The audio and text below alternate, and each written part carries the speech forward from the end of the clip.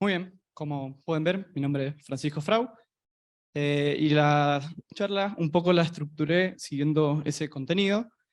Voy a plantear un caso de estudio, luego un poco los vaivenes y vicisitudes que tuvimos para recopilar toda la información. Han charlado otros expositores previamente que es la gran dificultad por ahí para los hidrólogos encontrar información que sea con la menor incertidumbre posible. Y bueno, después los parámetros para la modelación y hacer un breve comentario sobre los resultados. Entonces, el caso es un poco lo que nos convoca acá, particularmente a nosotros del Instituto Nacional del Agua, porque junto con Vialidad Nacional, perdón, eh, hicimos este estudio de cuando se colapsó el puente que está sobre el arroyo Los Pozos en febrero del año pasado. Y bueno, nos planteamos dos objetivos. El primero era determinar con la menor incertidumbre posible los caudales de diseño y diseñar un sistema de alerta temprana para que la población, más allá de las obras de infraestructuras que se iban a proyectar, estuviese alerta en caso de eventos que sean extraordinarios.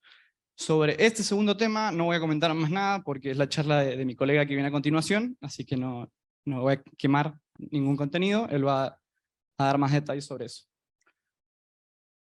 Bueno, el área de estudio, este es el Gran Mendoza, la Ruta 40, el Arroyo Los Pozos, y ese rectángulo en rojo lo vamos a volver a ver más adelante.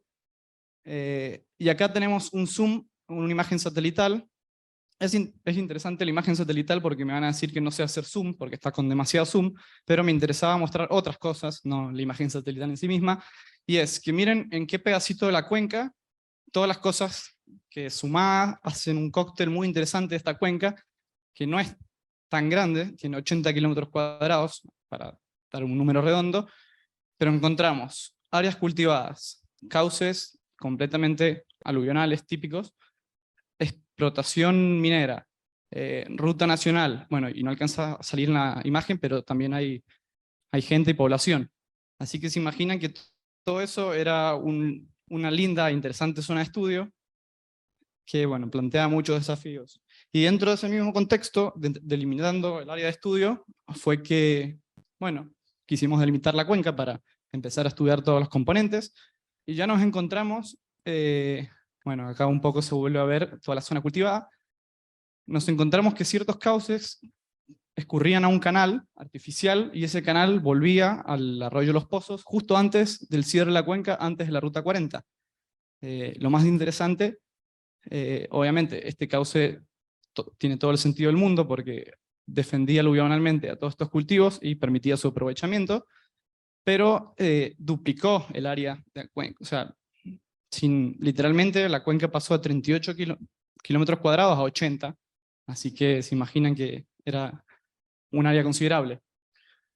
Bueno, y partiendo ahora sí con los datos y con todo lo que nos encontramos, usamos información del Instituto Geográfico Nacional y de la agencia japonesa junto con la NASA. Hicieron modelos de elevación que tienen 12,5 metros de resolución por píxel, lo que nos parecía más que suficiente para la parte hidrológica, y para la parte de vegetación y suelos, los mapas del IGN, con ciertas validaciones que investigamos.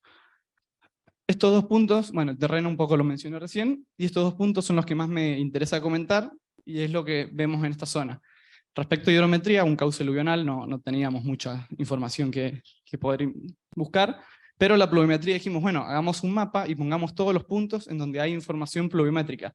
Bueno, casi, o sea, la zona de estudio está completamente ignorada por la red de información pluviográfica, y estamos bastante lejos, bueno, no puse una escala, pero son muchos kilómetros, demasiados ya como para decir que podemos usar este dato dentro de ese punto. Ya voy a volver más tarde con cómo hicimos para sortear este obstáculo, pero por mientras voy a la parte de parametrización de la infiltración. Usamos el método que propone el Servicio de Conservación de Suelos de los Estados Unidos, que más conocido como el método CN o número de curva. y quisimos darle un valor agregado mediante no considerando un único valor para toda la cuenca, sino haciendo un álgebra de mapas, en donde a cada mapa, es una metodología también bastante difundida, se superponen todos los mapas, y a cada variable de cada mapa se le da un número primo. Luego, con esa superposición, se multiplican esos primos y se obtiene un número final. Este número final, de acuerdo a las resoluciones de los distintos mapas, es punto por punto, y codifica todas las combinaciones de las variables incluidas. Por ejemplo, bueno, en este grafiquito se ve que un mapa de permeabilidad, cobertura suelo dependiente, se multiplican y obtienen número. Cada porción es capaz de, solo con ese número, determinar todas las variables que lo componen. Luego, con las tablas de compresión del número de curva, determinamos el mapa final, que se lo muestra a continuación, pero acá vemos como, por ejemplo, suelo rocoso, antisol, la vegetación, las pendientes. Obtuvimos un mapa así. Luego se volvió a hacer esta reconversión con las pendientes, se aplicó una corrección y se obtuvo ese mapa final, que para darles números, los valores más bajos de CN eran de 73 y los más altos de 91, siendo los más altos en la parte más baja. La parte más superior, que era más rocosa, podía infiltrar mejor. Ahora ya pasando así y volviendo sobre la tormenta, teníamos muchas alternativas para tratar de solucionar este caso que teníamos, o este caso que no teníamos información. Planteamos 4 en realidad, pero descartamos rápido uno. Che, se puso feo eso. Bueno, que fue la metodología de Bell, un poco mi colega Patricia López las estuvo mencionando, porque no teníamos datos para poder llevarla a cabo, entonces decidimos aplicar estas 3. Ya las voy a ir detallando punto por punto, pero en general estas 2, que es la de Devoto y la de escalamiento, implican una regionalización, es decir, usarlas en otra zona, mientras que las IF de Lina están desarrolladas para la zona del Pedemonte Mendocino y nosotros las estaríamos usando fuera de esa zona donde fueron desarrolladas. Entonces, las primeras, las del IF para el Pedemonte del Gran Mendoza, quizás les suene conocido para los que trabajan con ella, bastante directa la aplicación. Obtuvimos estas intensidades para duración de 1 hora. ¿Por qué, se preguntarán, usamos duración de 1 hora? Los tiempos de concentración, me voy a adelantar, de las cuencas y de las subcuencas, cuando hicimos la división, daban mucho mayores, daban 1 hora y media, 2. Por lo tanto, para maximizar la precipitación, no podíamos igualar realmente una duración a ese tiempo de concentración para maximizar la intensidad, debido a que las tormentas convectivas de la zona no tienen esa duración, incluso hasta son menores, pero por representatividad adoptamos 1 hora. Adoptar duraciones más cortas hubiésemos caído muy lejos de los tiempos de concentración, por lo que adoptamos ese valor final. Pasando un poco a detallar la aplicación de las IF de escalamiento, no voy a comentarlas mucho porque ya las comentaron, espero que hayan estado atentos. Nos dieron resultados muy parecidos para pequeñas duraciones y cortos tiempos de periodos de recurrencia. A medida que aumentábamos las duraciones y aumentábamos los periodos de recurrencia, las IF de escalamiento comenzaban a subestimar. Ya voy a comentar sobre eso, pero para comentarles qué fue lo que hicimos para desarrollarlas para ese punto. Si recuerdan, necesitábamos obtener la intensidad media diaria y la elevación de la zona de estudio. La elevación, no hay problema, pero la intensidad media diaria sí se nos hizo un problema, ya que no habían datos. Comenzamos a investigar la mejor forma de hacer una correlación, una regresión, o de determinar un buen parámetro de intensidad media, y analizamos todas esas funciones. Comenzamos diciendo, bueno, consideremos toda la red como si fuese una región, a ver si podemos ajustarle algún modelo, alguna curva, alguna regresión que sea satisfactoria. O sea, dijimos, bueno, tomemos elevaciones hasta 1000 metros. No, tomemos hasta 1300. Tampoco. Empezamos, bueno, dividamos la región norte y la región sur, Después consideramos, en vez de la variación en función de la elevación, de la latitud, y de nuevo, empezamos a jugar muchísimo con esa red pluviométrica, y nunca encontramos nada que fuese aceptablemente válido. Por lo que cambiamos de metodología y nos fuimos a una interpolación lineal espacial y cúbica espacial. Acá nos pusimos un poco más de acuerdo en que fuese un poquito más aceptable en los resultados, pero lo mismo, consideramos que teníamos un valor de incertidumbre bastante considerable. Bueno, los valores de intensidad que obtuvimos para la duración de 1 hora son esos que están acá, y la otra tormenta que consideramos fue la de Devoto, y acá, bueno, acá puse las fórmulas. Tiene dos propuestas de Devoto, una con una parametrización de 2 o 3 parámetros para duraciones de 1 o 12 horas, en donde se tiene que buscar la precipitación media y los coeficientes de variación, y otra de 1, 3 y 6 horas.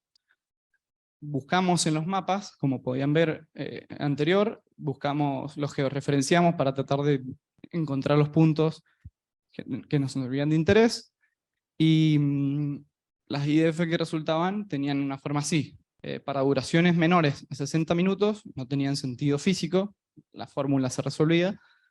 Para duraciones mayores a 60 minutos tenían una forma aceptable, pero estábamos muy en el límite de la aceptación y no la aceptación, tanto para el de 1 a 3 y 6 horas como para la de las 1 y 12 horas. Por lo tanto, no consideramos esa parametrización.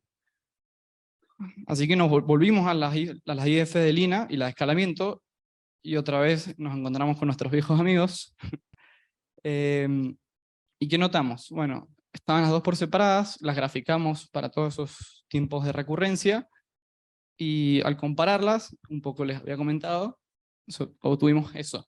Para pequeñas duraciones y bajos tiempos de recurrencia, estaban bastante cerquita, mientras que a medida que aumentábamos las duraciones y los tiempos de recurrencia se hacían mayores, empezaban a subestimarse mucho las intensidades dadas por las IF de escalamiento. Pero, para nuestro caso de estudio, que teníamos como mucho 200 años, pero en realidad 100, y duraciones de hasta 1 hora, la conclusión a la que llegamos es, bueno, vamos a seguir adelante usando las IF de Lina, al ser validadas, si se quiere decir, por las IF de escalamiento. Está bien, las de Lina están sobreestimando un poco, pero podríamos decir que es, digamos, el precio a pagar porque las estamos usando fuera del área de desarrollo y validarlas con la metodología de escalamiento. Entonces, bueno, ya teníamos la infiltración, ya teníamos la tormenta, tenemos el tiempo de concentración, que empíricamente, si usamos la fórmula de California Calvert's Practice, que es un poco una actualización de la de Kirpich, y cargamos todo eso a un modelo. A este modelo sí ya es más un poco estándar, que lo corrimos en el HEC HMS. Y acá le voy a comentar un poco lo que hicimos y por qué está ese círculo rojo ahí. Esta es la cuenca, si la recordarán la imagen anterior. Hicimos subdivisiones de cuencas, en donde a cada subcuenca la tratamos independiente modo y transitamos los caudales en los puntos en donde correspondía. Por ejemplo, esta es la subcuenca, esta que está acá abajo, esta que está en el medio, y la subcuenca D escurrían a este punto, en donde junto con los aportes de estas, sería transitada hasta el cierre, a la vez que en este trámite, por ejemplo, se le adicionaba lo que escurría por precipitación en esa zona. La subcuenca F, que escurre a otra subcuenca, la transitamos por la misma, un cauce natural, mientras que la C, que caía en el canal, también fue transitada a lo largo de ese canal. Y en el punto de cierre, bueno, obtendríamos el resultado final. Remarqué ese punto porque quizás es el más interesante, que explicaría lo que vivimos. Estos son los hidrogramas parciales, y este es el total en ese punto. No es el final, el resultado final, sino en ese punto. vemos cómo alrededor de las 2 horas todos los caudales picos se alinean, hay algunos más retrasados, más adelantados, perdón, otros más retrasados, pero casi todos se sumaban sobre ese punto. Explica un poco esta cuestión que se vio en los cauces aluvionales, estos fenómenos, que en tiempos muy cortos todos los caudales se suman, producen un hidrograma muy puntiagudo, que luego se abate rápidamente también. Lo pudimos verificar, pudimos obtener, eso quiero decir. Y luego, ya para terminar, ahora sí, el hidrograma final, que tiene muy poca diferencia con la anterior, porque solo se sumaba el último pedacito. Con estos valores que obtuvimos, que, el tiempo al caudal pico sería de 2 horas aproximadamente desde que comienza el escurrimiento, con un caudal de 300 metros cúbicos por segundo, y para 200 años, fue más anecdótico quizá, 358 fue el caudal, y se adelantó 5 minutos el caudal pico. Bueno, y para terminar, eso, muchas gracias. Ahora me quedé colgado porque había puesto muchas gracias con la tipografía de Diego Maradona, pero me lo cambiaron y está con una tipografía aburrida. El aplauso bien fuerte